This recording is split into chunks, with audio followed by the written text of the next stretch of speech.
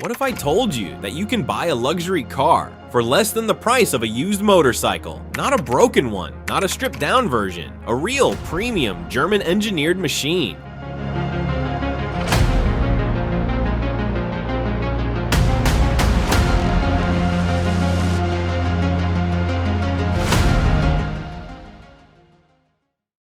We're talking about leather interiors, digital dashboards, Quattro all-wheel drive, and a badge that once stood for power, prestige, and perfection, Audi. But here's the strange part.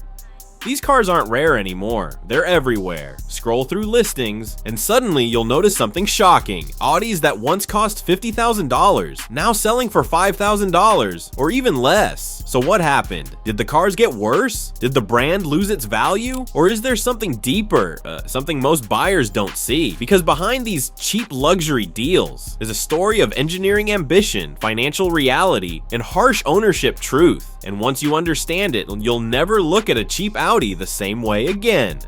Chapter 1: The Illusion of Premium Value.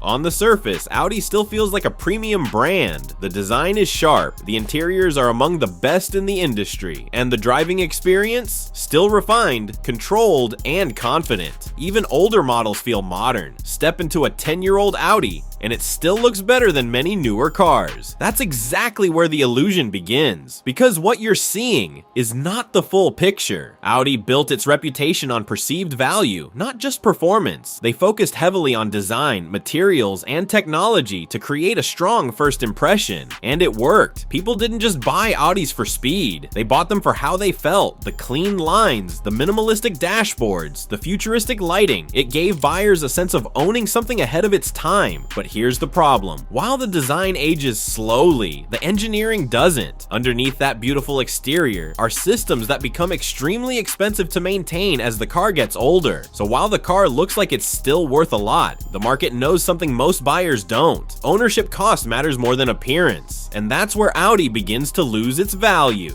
Chapter 2: Depreciation hits harder than you expect. Every car loses value. That's normal. But Audi doesn't just depreciate, it drops fast. A brand new Audi loses a significant chunk of its value within the first few years. And by the time it reaches 7 to 10 years old, the price can fall dramatically. Why? Because depreciation isn't just about age, it's about risk. Used car buyers aren't just asking, how nice is this car? They're asking, how much will this cost me later? And with Audi, that answer can be uncomfortable. Luxury cars are expensive when new because they include advanced features, but those same features become liabilities over time. Air suspension systems, turbocharged engines, complex electronics. When they work, they feel amazing, but when they fail, they cost a lot to fix. So the market adjusts. Prices drop, not because the cars are bad, but because future costs are uncertain, and uncertainty kills resale value.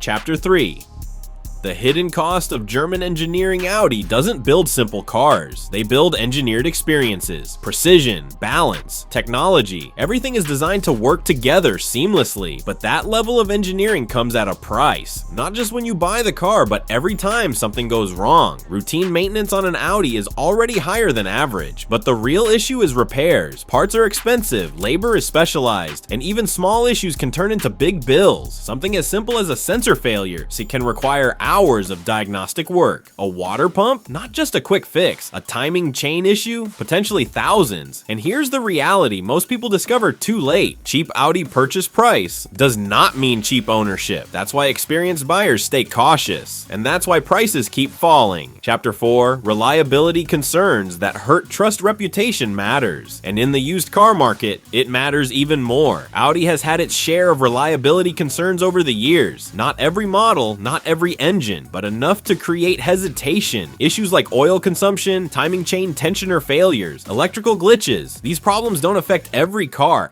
but they affect perception, and perception drives demand. If buyers believe a car is risky, they either avoid it or demand a lower price. That's exactly what's happening. Even if an Audi is in perfect condition, buyers still factor in what could go wrong, and because repairs are expensive, they negotiate aggressively. This creates a cycle. Lower demand leads to lower prices, leads to even lower resale confidence.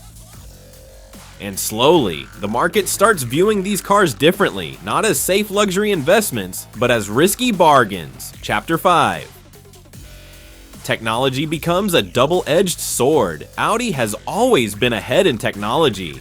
Virtual cockpits, advanced infotainment systems, driver assistance features. These innovations made Audi stand out, but over time, they became a problem because technology ages quickly. A system that felt futuristic in 2015 feels outdated today. And unlike mechanical parts, tech isn't always easy to repair or upgrade. Screens fail, modules glitch, software becomes unsupported, and fixing these systems can be expensive, sometimes more than the car is worth. So buyers start asking, do I really want to deal with this? And many decide they don't. That hesitation directly impacts resale value because when technology becomes a liability, it stops adding value.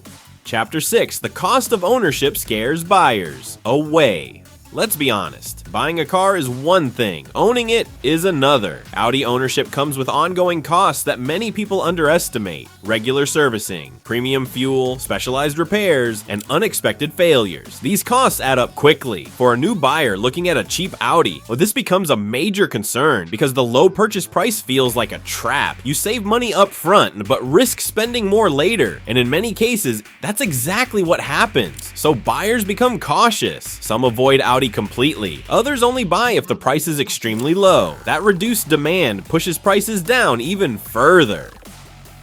Chapter 7, competition has changed the game.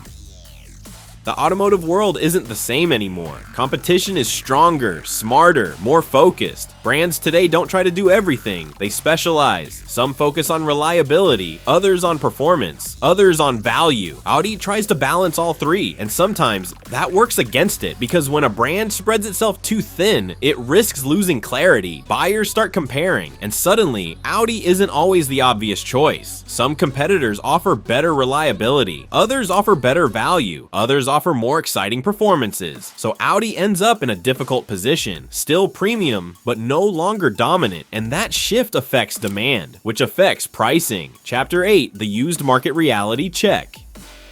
The used car market is brutally honest. It doesn't care about branding, marketing, or legacy. It doesn't care how beautiful the car looks or how premium it once felt sitting in a showroom. It cares about one thing, and value in this world is defined by real ownership experience. Not brochures, not advertisements. But what happens after the purchase? When thousands of owners start reporting similar patterns, high repair bills, unexpected failures, expensive maintenance, the market listens. And then it reacts. Prices don't drop because people suddenly stop liking Audi. They drop because people start understanding Audi. Forums fill with stories. Mechanics share insights. Owners warn other buyers. And slowly, a pattern forms. Even if the cars themselves still drive well, even if they still look incredible, even if they still deliver that premium feel, the market adjusts based on risk, not emotion. Audi faces this exact reality. There's a strong and steady supply of used models, lease returns, trade-ins, aging vehicles entering the resale market. At the same time, demand becomes cautious. Buyers hesitate. They research more. They negotiate harder. That imbalance between high supply, careful demand pushes prices down. And once prices fall, it creates a ripple effect because resale value isn't just a number, it's a signal. When buyers see consistently low resale prices, they start believing something deeper. This is just what these cars are worth. Even if that belief isn't entirely accurate, even if some models are reliable, even if some owners have great experiences, the perception sticks. And in the used car market, perception can be more powerful than reality itself. Chapter 9, who actually benefits from cheap Audis? Here's where things take an interesting turn, because despite everything, not everyone loses in this situation. In fact, for a specific type of buyer,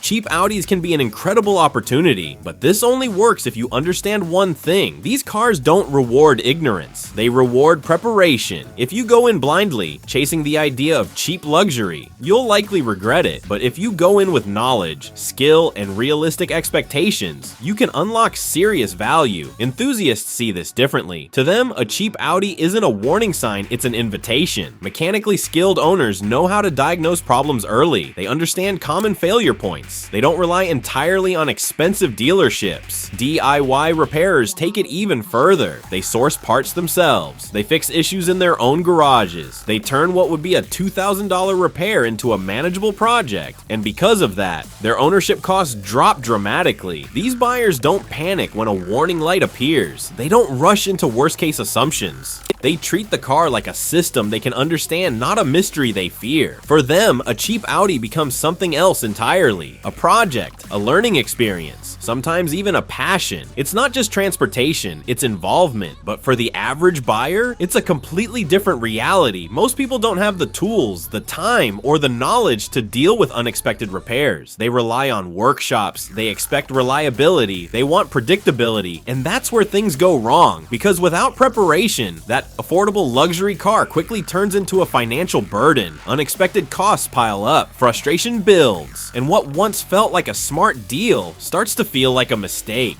Chapter 10, so why are Audis so cheap now? So when you step back and look at the full picture, the answer becomes clear. Audis aren't cheap because they've lost all value. They're cheap because the market has recalculated their value. And that recalculation comes from multiple forces all working together. Depreciation plays the first role. Luxury cars always lose value quickly, but Audi drops faster than many expect. Then come maintenance costs. Not outrageous at first, but over time, they add up. Then reliability concerns. Not universal, but frequent enough to shape perception. Then aging technology, features that once felt cutting edge, now becoming expensive liabilities. And finally, market perception, perhaps the most powerful factor of all, because once buyers believe a car is risky, they don't just hesitate, they adjust what they're willing to pay. Each of these factors alone wouldn't be enough to cause such dramatic price drops, but together, they create a perfect storm, a situation where the cars still look premium, still drive smoothly, still deliver comfort, performance, and presence, yet sit on the market at prices that feel almost unbelievable, because the used car market isn't just buying the car you see today, it's pricing in the future. And with Audi, that future comes with uncertainty. Questions about repair costs, questions about long-term reliability, questions about whether the experience will stay enjoyable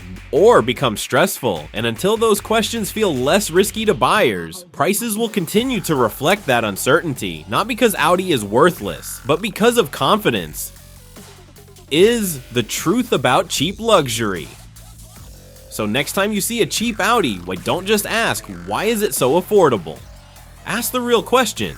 What am I not seeing? Because in the world of luxury cars, the price you pay up front is rarely the full cost. And sometimes, what looks like a bargain is actually a lesson waiting to happen. If you enjoyed this deep dive and want more real, unfiltered car stories, make sure to subscribe, because the automotive world is changing fast, and the truth behind it is even more fascinating than the cars themselves.